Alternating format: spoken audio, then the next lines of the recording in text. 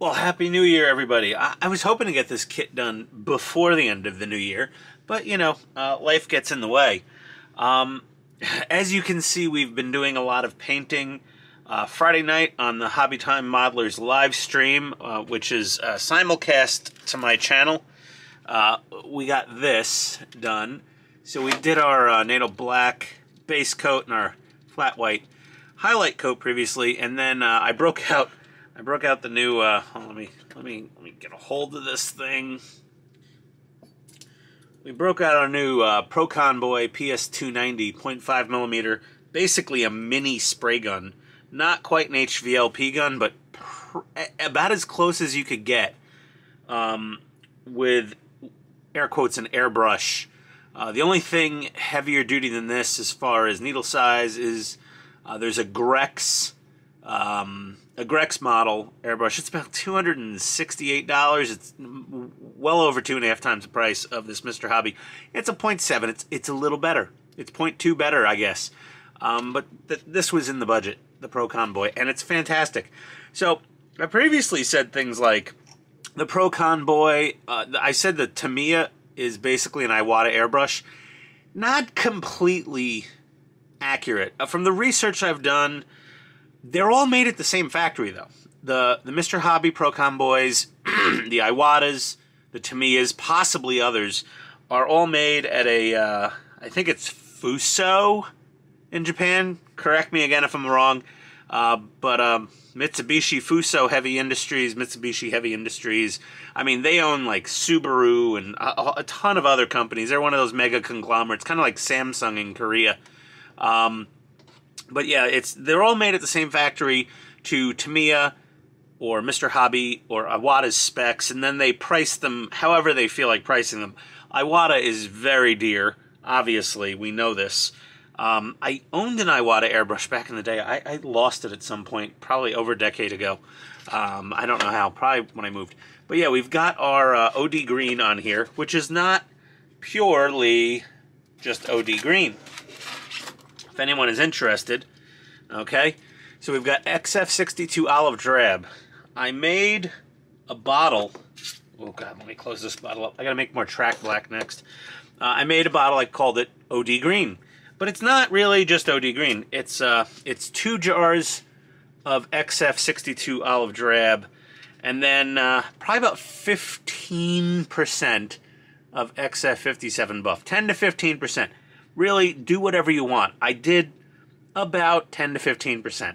I didn't measure it with like a micrometer because you don't want it completely just this. This is pretty close, as you can see by the dried paint. It's pretty close. We want a little bit of buff in there to just kind of lighten it up a little bit. And, over our black and white highlight coat, you can see we've got a pretty nice modulation going on here. After you hit it with some clear, it'll darken up a little bit more even. So yeah, that's that. These are both empty at this point, so in the bin you go. We did our rain guard barrel shroud, and I did that with just straight up XF49 khaki. And then obviously we're gonna clear this. That's gonna darken it a bit.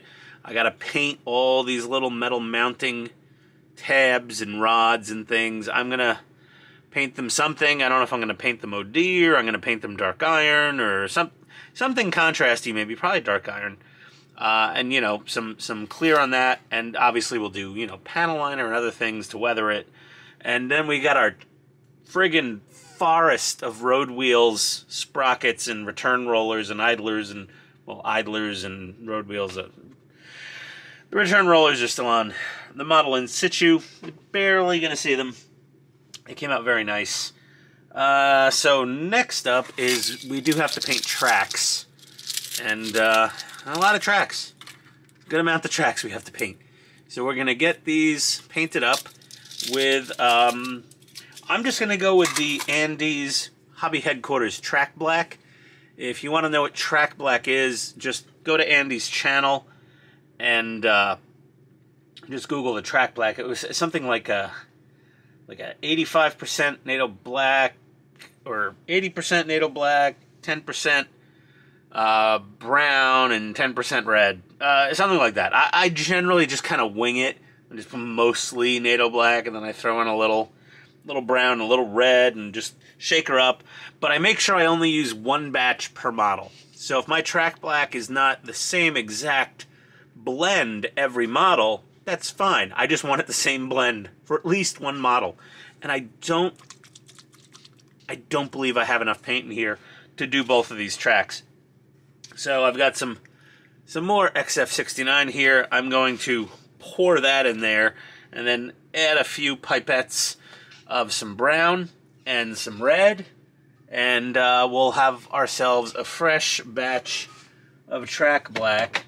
And yeah, we got red brown. That's a decent one. And then we've got plenty of other.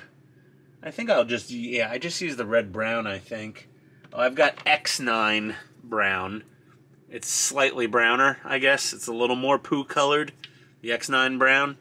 But yeah, we'll do that. Oh, this is a brand new jar. I haven't written the letter T on it yet, so this is not thinned out yet. So I like pre-thin all my paints. I just do the Andy method, fill up the jar with X20A. Get some red, XF7. I do have some XF7. There we go. Oh my lord. Sorry, I'm hitting the camera mount probably. XF7 flat red, and it's already thinned out. And let's see how much we have left in here. Yeah, we got a good amount. Okay. So we'll make ourselves a fresh batch of track black and start painting these tracks. And we'll be right back. Oh dear. Okay, here we go. Okay, so we've flat cleared the turret. See how it darkens up? It looked a little bright before, but once we get some flat clear on it, ooh, oh, it's very white in there. But, well, this ain't moving because we've glued this in place.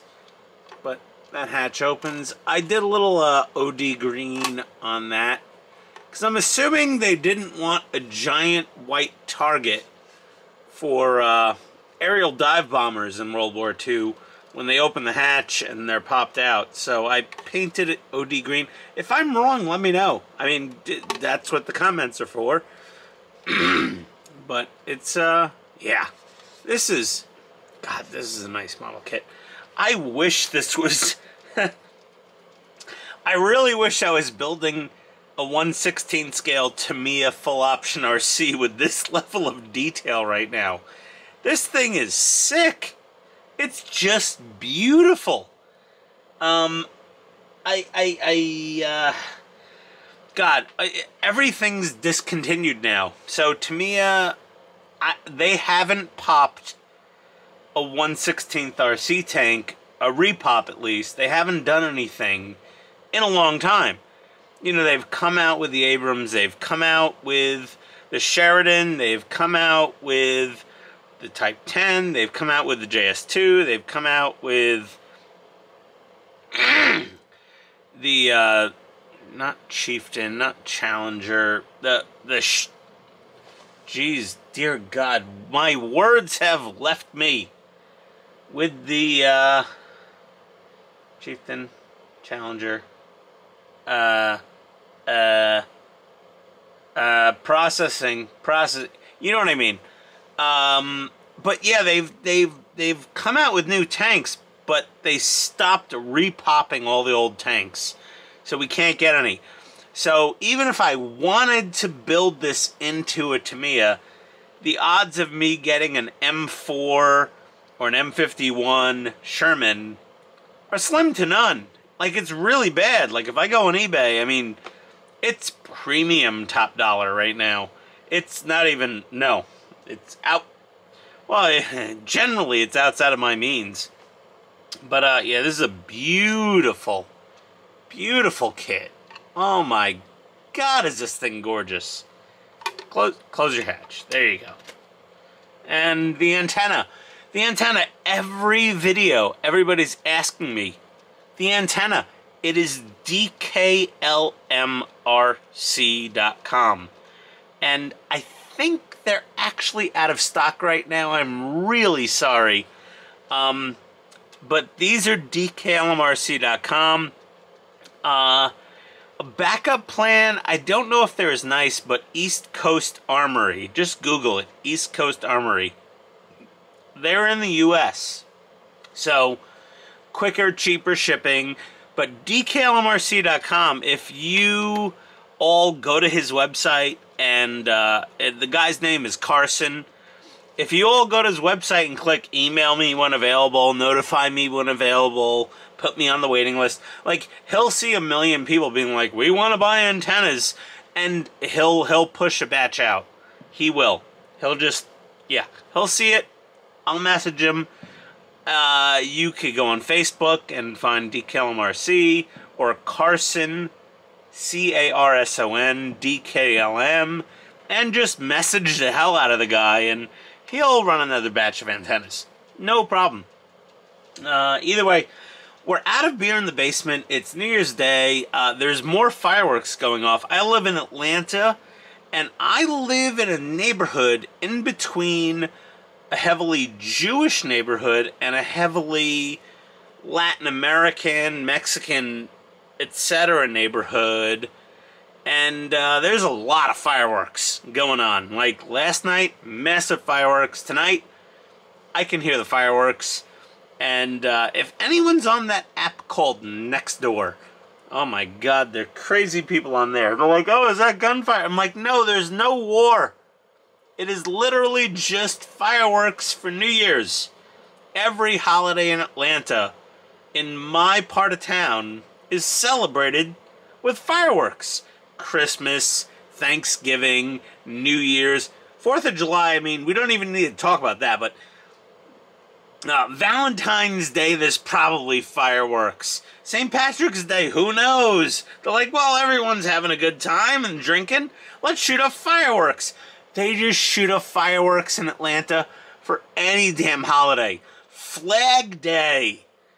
God knows they'll probably shoot off fireworks. It's insane down here.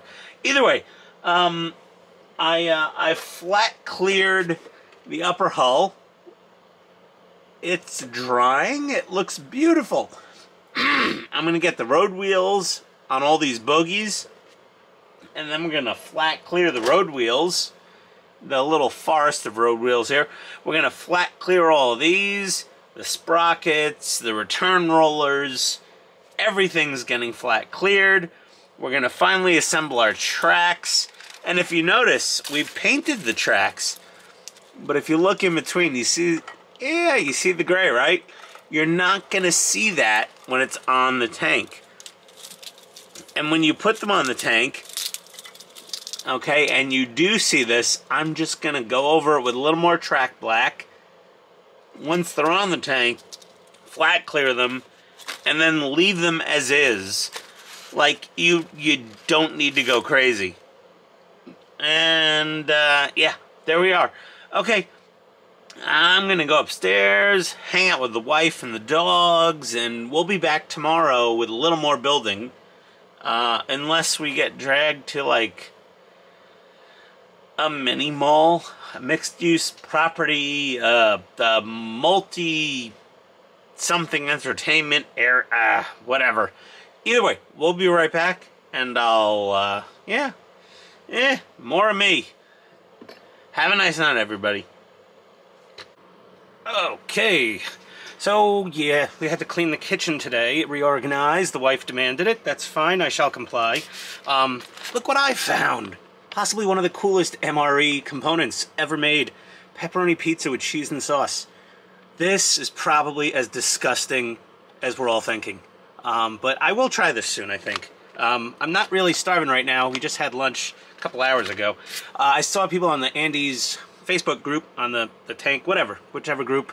I think it was the tank group. They were asking about these circle templates for painting the road wheels. It's just this is an old one I've had for years, Helix brand combo circle template. There's a part number. But this thing's so old, who knows if that still exists. But these are available almost anywhere. I think you can get them at like Staples, you can get them at Hobby Lobby, obviously, and you know, hobby shops, you know, they're going to be a little more expensive probably at hobby shops. They're probably a best deal. Or just Amazon, just search circle template. This is all in inch measurements. I'm sure you could get one in metric as well. The smaller road wheels line up pretty well with the 1-inch circle, and the Idler's 1 1/8 is pretty darn spot on. If either of these were just a half a hair bigger, it might have been a little easier, but you just surround that circle with tape, and then with the airbrush. If you're going to be using rattle cans, cover the whole damn thing with tape except for that hole, just to avoid getting paint or too much paint. We got a little bit of paint around them. But yeah, that's it. Circle template, and probably wouldn't recommend eating one of these, but you know, hell, well, we're online. We got to do some crazy things every now and then to keep y'all entertained. Never say I didn't risk my life to entertain YouTube viewers. So I just got a flat clear all these other bits. We got the tracks painted and the track black. I've gone over that already, but yeah, we'll just get these wheels flat cleared, and it's like we'll have an assembled tank pretty much. That's pretty damn cool. After that is decals and weathering and oh, the figure. Okay, like some of you, I am not very good at figure painting. I don't have a good figure, and I don't do justice to these little figures.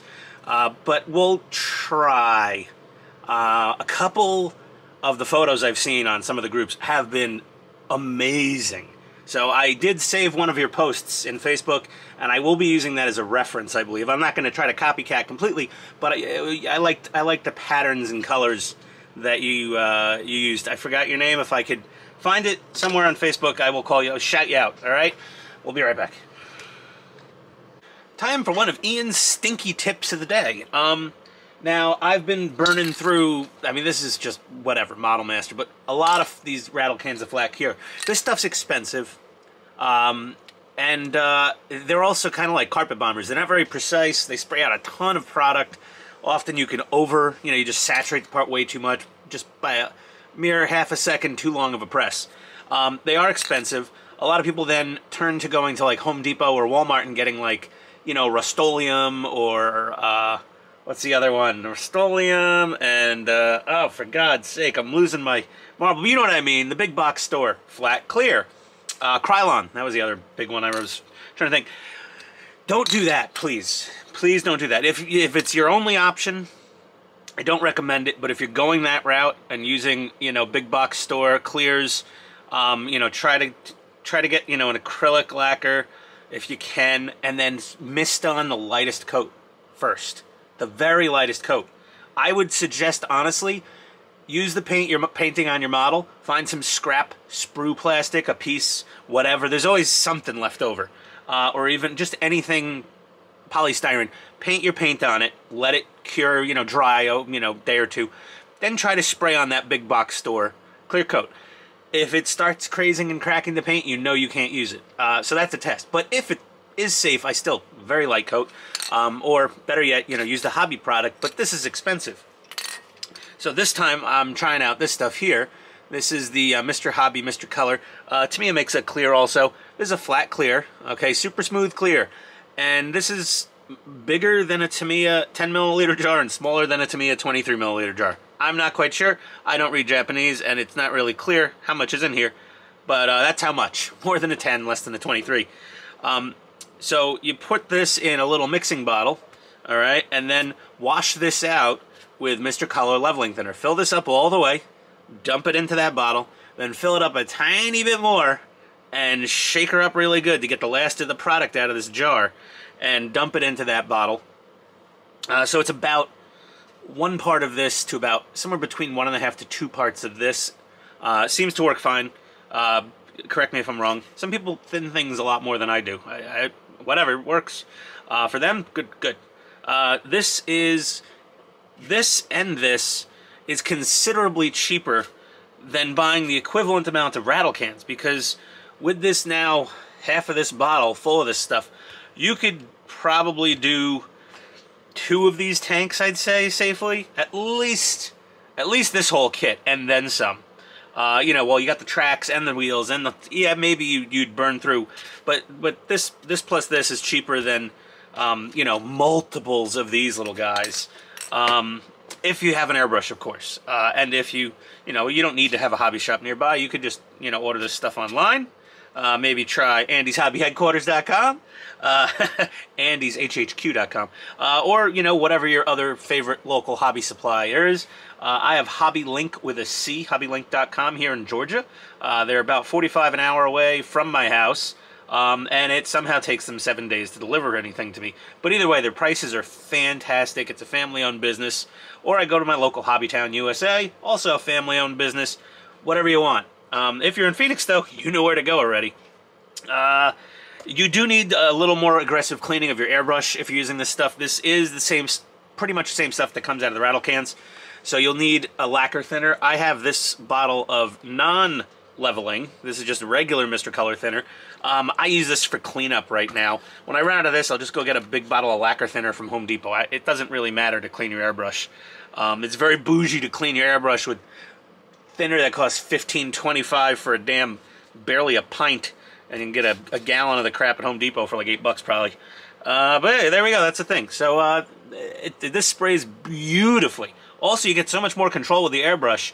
I overdid it, and I whoopsied, and I got way too much flat clear on this road wheel. It just, I don't know if it's fully showing up on camera. It's kind of cloudy now that I oversaturated it because I was using a rattle can on some of these. And then I thought, hey Ian, you're an idiot. Use the stuff you bought when it was on sale and you had gift cards. So yeah, so I did the rest of the road wheels with the airbrush, and they all came out way better. I mean, super, just nice. Just nice. Here you go. Side by side. Rattle can versus airbrush. And you can see the difference. I soaked this damn thing. That was my fault. I was just heavy-handed with the spray can, but it's very easy to be heavy-handed with the spray can, which is why the airbrush is a great option. So yeah, that's it for now. We're gonna, I guess, start assembling road wheels onto their bogies once they're all dried up, and we'll be right back. Okay, so I did a little thinking. Here's how I'm going to install the tracks. I've slid them through. The tank is obviously upside down. Remember, guys, shiny side up. No. We had our final link taped together with some double-sided tape. Now we need to remove said double-sided tape. Come on. This stuff sticks pretty well. There we go. We've got it. Oh, most of it. Oh, you pesky little son of a... Get off of there. Okay. Don't hit your model when throwing clippy sticks in anger. Okay. So we've got that. What we're going to do, get a little bit of cement here. Just in the middle. Just the middle. Okay. And we're going to very clumsily, come on, okay, hold her there, and then snap that on, and just sit there and hold it in place for a while. I also ran the idler wheels. I ran those in all the way. I just rotated them in so that I have as much slack as possible. And then once this is good and dry, then we'll tension the tracks a little bit, and Bob's your uncle. There we go. If you see I scraped off a tiny bit of paint here, boo-boos happen, okay? That's what more paint is for. Also, this is going to be underneath the tank, so you're not really going to see it. I'm not rolling this thing around. Even though it is capable, I'm just not going to do it. Also, all these axles got a whole lot tighter because I forgot paint adds stacking tolerances. So they don't really spin as good as they did before. You'd have to mask off the axle if you weren't a complete imbecile like me, but this is the dumbest modeling channel on all of YouTube, where I make the mistakes so you don't have to. Or I make the mistakes so you know you're not the only one. We all make mistakes. It happens from time to time. There we go. That being said, I'm going to get the other track on, and we shall be back. Woohoo! She's a tank! Oh, lovely! This is beautiful. I've never had such a light 1/16 scale tank. All the other ones I've built previously have been remote control. So a lot of metal and a lot of other bits and pieces in there. This is really, really, wow. This is nice. You know, a real model builder could have done something amazing with this. This came out okay though. I'm not I never claimed to be a master technician at this model building stuff. I paint, well, weathering covers many sins. So my paint is not, it's far from perfect. But hey, if I get far enough away, it'll look perfect. So there we go. That being said, it is time for decals. So we've already cleared this. We're gonna put on some decals. Ah, friggin' stowage. Stowage. I hate stowage. I mean, I love stowage. Don't get me wrong. It's all the... after all this, I gotta paint stowage. Sometimes, hey, if you need to walk away from your model for a little while, walk away from your model for a little while. But that being said, this is exciting. When you see progress like this, though, it is inspiring and motivational. So I'm gonna motivate my ass to do some decals. I'll be right back. Okay, this has been done to death, but I'm gonna go over it anyway. How to apply water slide decals my way. That's the best way to put it. So I prefer these two products, Mr. Mark Setter to go under the decal and Mr. Mark Softer to go over the decal. The YouTube, supply expert Barbados Rex, he did a shootout with all of the different decal solutions. And this one came out in first place. And it just really works well. This combination will really reduce your chances of getting silvering, which kind of looks sort of like air pockets and whatever, like haze, underneath your decals. So this stuff works good. So my trick is just have them loosely, jar's nice and loose. We have a Yeti full of hot tap water here. That's all that's needed. You don't need boiling or anything. You don't even need hot necessarily. I find the hot water just activates things a little quicker. Or cheap little tweezers. Oh, to cut out decals, obviously you could just use, a hobby knife, X-Acto blade, whatever. I like these, the Tamiya decal scissors. These are fantastic. We'll just unfurl our hot water. I find the hot water just works a little bit faster. And once your decal is good and soaked, you just want to, okay, it's already moving, so that's good.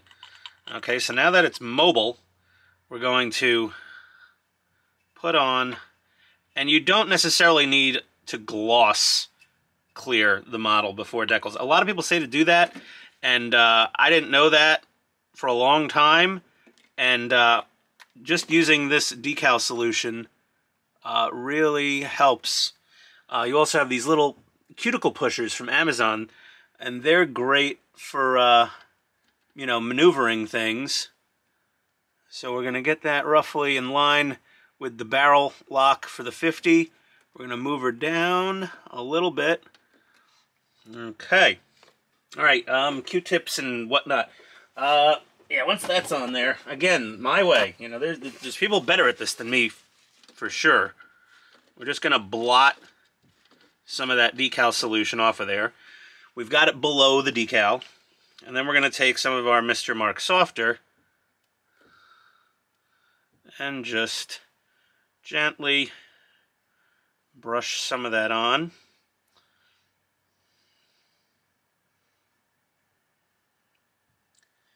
Okay. And now it's a patience game, waiting patiently for, tighten your caps when you're going to move your bottles, though. Whew, almost had a little incident. I have a spare bottle of each, just in case, because I am a clumsy oaf from time to time. We're gonna burnish the decals down with some Q-tips. And so I got these great Mr. Hobby Q-tips. Again, everything with Mr. Hobby's brand on it seems to be of excellent quality, but they're very low fuzz, unlike your standard household variety Q-tip. They're very low fuzz, so they don't, like when I use regular Q-tips, you get the little hairs, but we want to burnish this down a little bit. And you'll see when you're getting it down, you'll slowly see the texture of the cast metal hull well, the cast plastic hull, you'll see the texture starting to come through the decal. That's when things are looking up. So that looks good. Try not to over manipulate the decals. They don't like being jostled around too much. These decals are they're really nice actually. They go on pretty well. They seem fairly tough. Like not tough like hard to do. Like they're solid decals. You know, I've had some decals where the second I put those things in water, they just started shredding the pieces on me. That's no fun ever. But yeah, it's sort of a waiting game. You want to wait, let the decal mingle with the Mr. Mark Softer for a while, and then, you know, go back and burnish it again with a Q-tip, and we'll see how this comes out when it's done. But I have good expectations for this one. There, that's what we use, okay? Mr. Mark Setter, Mr. Mark Softer. You can use one of these if you need to. The cuticle pusher from Amazon. You get a whole bag of these things for a few bucks. Definitely, Mr. Hobby Q-tips are fantastic. And then your X-Acto and your scissors and your hot tap water, in my opinion. Hot. But either way, okay, we'll be back with all the decals on, hopefully. Be right back. Oh my god, I have such good news to report here. I haven't been modeling for decades with doing water slides or anything, but I've built plenty of Tamiya kits and some questionable brands of kits, where, you know, and Bandai and you name it, and I've run into some really bad water slide decals in my day, and some pretty good ones too. I mean, most of the time Tamiya are fine. They can be pretty fragile sometimes depending on what you spray over them, but these have spoiled me. This is like after flying first class the first time, and then your next flight, and your wife goes, "Honey, we're flying basic economy," and you're like, "But, but they called me Mr. Schwartz on the last flight, and they brought me my drink before we took off. I'm sorry, honey, first class wasn't an option this time." Oh my God, I don't ever want to. It's amazing. So we laid these down on flat clear, mind you, not the recommended gloss clear. Flat clear. Find silvering for me, please. Find some silvering. Nope, non-existent. I just laid this one down about 15 minutes ago. She's beautiful. This one, there's a lot of clear on this one. I should have cut it out a little better, but I mean, yeah, like that one's still drying. Look at that. And there is a border of clear. You can barely make it out there, and that's going to get covered up pretty well by the next coat of flat clear, as well as our weathering effects. These decals, I dipped them in the hot tap water for about 5 seconds. They were already sliding off the paper easily. Obviously, little mark setter underneath. Slap it on.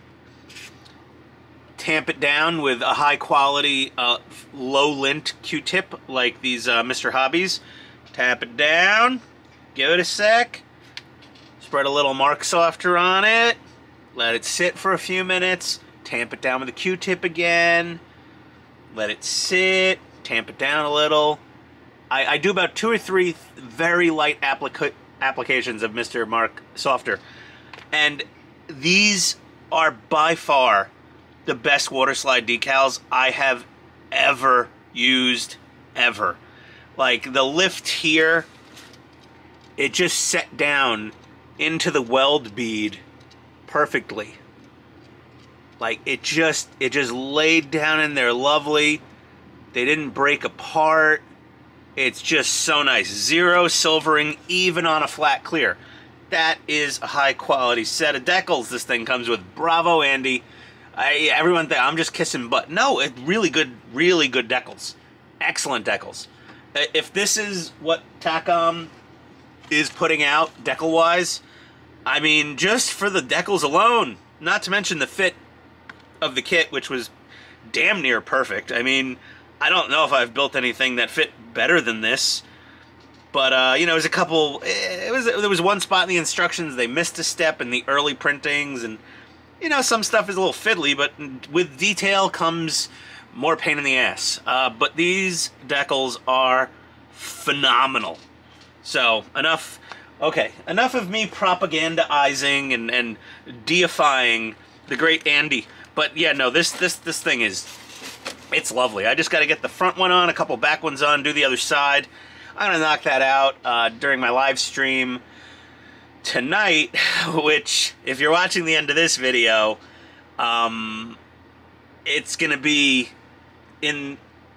before this video comes out, because that's the way I do a last-minute little build session on Friday nights before the live stream with the Hobby Time Modelers. Description below. Check us out. Live streaming every Friday night at 9 p.m., even if I'm not there.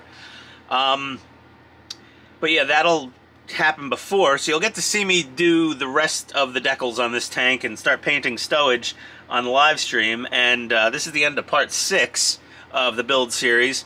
Part 7 will pick up, obviously, after our Friday night live stream. And I'll, have all the decals done and probably some stowage painted. So if you want to see that process really drawn out over 3 or 4 hours of us BSing and ribbing on each other, you should tune into the Hobby Time Modelers channel. It simulcasts on my channel as well, so watch it wherever you want. But yeah, that's it. So I'm gonna just, I gotta get my camera switched to webcam mode, do some sound tests. Live streaming with a group of people it's not hard. But, you got to prepare for it. You have to be properly equipped. So either way, I'm gonna get to that. And thank you very much for watching. Stick around, like, subscribe if you're not already subscribed and you haven't already liked. There'll be a link to this damn antenna in the description. I love this antenna. It's from DKLMRC.com. Okay, DKLMRC.com. Awesome dude. The owner's name is Carson. He's on Facebook. He runs his shop out of, I believe, Hong Kong. Fantastic customer service. Super nice guy. Fantastic parts. Reasonably fast shipping considering where it's coming from. But yeah, go check out his website. He's got a ton of 1/16 scale tank stuff. Plus the original 3D printed full-on RC 1/16 scale tank kits. They're not cheap and they are not for the light-hearted, the weak of spirit. They're for advanced modelers and RC tankers, but they're absolutely gorgeous kits. I will have to build one of his RC kits one day. I just haven't had the opportunity yet, because to me it just kept releasing stuff and I don't have that much money. Surprisingly, whatever you see here, listen, we're not made of money here. I might add a buy me a coffee link in my video. I don't know, other modelers are doing it. I'm not begging for money. But if you want to buy me a beer, I mean, it's a coffee, it's a beer, it's whatever. If you want to chip in, it pays for all these glues and paints and devices and model kits, and allows me to keep, as Spruverse would say, bloviating on my channel to you guys. Oh no! We couldn't finish the video with the flux capacitor turned off. Okay, now that that's done, I'll be seeing you guys next time. Thanks for checking out the build, and we'll be back in the next episode. Bye!